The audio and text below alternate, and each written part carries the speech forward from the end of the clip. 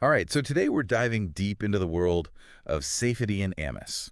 Bitcoin, hard money, Austrian economics. Yeah, like the whole shebang. He's been making waves. Big waves, especially in the Bitcoin space. So who is this guy? Give us the rundown. Well, he's an economist, but also an author. Okay, so he writes, He writes a lot, actually, and he's a major voice in the Bitcoin community, a real thought leader. interesting.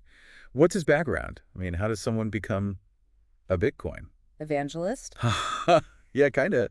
What's his story? So get this, he grew up in Lebanon. Oh, wow. During the Civil War. Yeah, right in the thick of it. I bet that shaped his worldview. Oh, absolutely. Yeah. I mean, imagine growing up in that kind of instability. Makes you question things, like systems. Exactly. And maybe that's partly what led him down this path. This, like, Bitcoin path. Well, the economics path for sure, Oh. but he didn't start there. He actually studied mechanical engineering. Wait, seriously? Mechanical engineering? Yeah, then he went on to get a PhD in sustainable development. It's a pretty wild journey. So from building bridges to Bitcoin, that's quite a leap. You could say that, but I think it all connects. Okay, how so? Well, think about it. Engineering is all about systems. And sustainable development is about, well, building systems that last. Right, sustainable systems? Exactly. And I think those ideas feed into his economic thinking. Okay, I'm starting to see the connection. And then there's his deep dive into the Austrian School of Economics. Oh yeah, he's a big proponent of that, right? Huge. It's a framework that really emphasizes individual freedom, limited government. And sound money. Yes, sound money is a big one for him. Which brings us to Bitcoin. Bingo. The Oh. Bitcoin Standard. Yeah. His most famous book. It's basically Bitcoin's manifesto, right? Pretty much. It's his argument for why Bitcoin is the answer The answer to what? to our current monetary problems. He argues that central banking is fundamentally flawed. Because it gives too much power to governments. Exactly. And that power can be abused.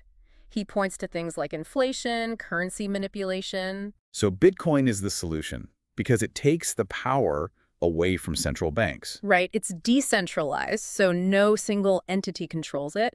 He digs deep into monetary history in the book. Oh, I remember that. He talks a lot about the gold standard, right? Yeah, he uses gold as an example of how hard money should work. Hard money meaning? Meaning it's scarce, it's durable, and it's hard to produce. Gold has those qualities, and so does Bitcoin. Gotcha. So because Bitcoin is like digital gold. It can't be manipulated in the same way that governments manipulate fiat currencies. Okay, so back to the book.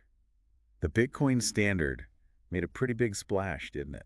Huge splash. It's super influential, especially among Bitcoiners, but it's reached a wider audience, too. Like mainstream folks. Definitely. Even big-time investors like Michael Saylor credit that book with shaping their views on Bitcoin. Interesting. So he's not just preaching to the choir. Nope. He's reaching people all over, and he's got other books, too. Right. There's the Fiat Standard, which is basically the opposite of. The Bitcoin Standard, yeah. It's a critique of our current system. Makes sense. And he wrote Principles of Economics, right? Yep. Explains basic economic principles, but through an Austrian lens, of course. So he's got this whole body of work building his case. Exactly. And get this, he has a new book coming out, The Gold Standard, an alternative economic history of the 20th century. Whoa, that sounds intense. What's that one about? Well, it's basically a thought experiment. He explores what would happen if the world had stayed on the gold standard. Instead of switching to fiat currency. Yep. It's like a what-if scenario for the entire 20th century. I'm sure he argues that things would have been better with gold. Oh, absolutely. He's convinced that hard money is the key to a stable economy. So he's a theorist, but he's also putting his ideas into practice. Oh, yeah, he's not just an armchair economist. He's an economic advisor for El Salvador's National Bitcoin Office. That's right. El Salvador, the first country to adopt Bitcoin as legal tender. We'll talk about a real-world test of his ideas. Yeah, it's a huge deal. And it shows how his thinking is influencing policy on a national level. It's pretty wild to see. Yeah, it's one thing to write about it. It's another to advise a country that's actually doing it. Right. And it shows he's really committed to this vision. He's not just talking the talk. He's walking the walk. And he's got his own company, too. Right. Dedicated to publishing and promoting his work. He's all in on this Bitcoin revolution. He definitely is. It's pretty inspiring, actually, to see someone so dedicated to their ideas. But it's important to acknowledge that not everyone agrees with him. Of course. There are criticisms of Bitcoin and of the Austrian school. Like what? What are some of the main counter-arguments? Well, some people say his ideas are too idealistic, too simplistic. Meaning, Like the world is more complex than just hard money good, fiat money bad. right. It's not always so black and white. Exactly. And some people argue that a purely decentralized system just wouldn't work. It's hard to imagine a world without any central authority. Yeah, so there are definitely valid criticisms out there, but you got to give him credit Yeah, for what? for making us think, for challenging our assumptions about money and how the whole system works. Right, like what if there is a better way? Exactly. He pushes us to consider alternatives, and that's important. So let's recap. Saifedean Ammous grew up in Lebanon, studied engineering, then sustainable development, discovered Austrian economics, Became a Bitcoin believer, wrote a bunch of influential books, advised a country that adopted Bitcoin, Mm. started a company to spread his message. all based on this idea of hard money and individual freedom. It's a fascinating story.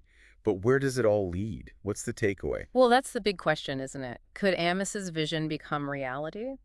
Will we see a world where Bitcoin, or something like it, replaces fiat currencies? Or at least reshapes the global financial system? Exactly. What are the implications of that?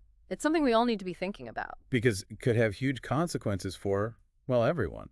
Absolutely. And that's what's so thought-provoking about Amos's work. He doesn't just give you answers, he makes you ask the right questions. And those questions could lead to a very different future. So if you're at all curious about Bitcoin or economics or just the future of money in general, Definitely check out his work. It'll make you think. And who knows, maybe it'll change the way you see the world. all right, that's our deep dive into Saifedean Ammous. Thanks for listening. Thanks for having me.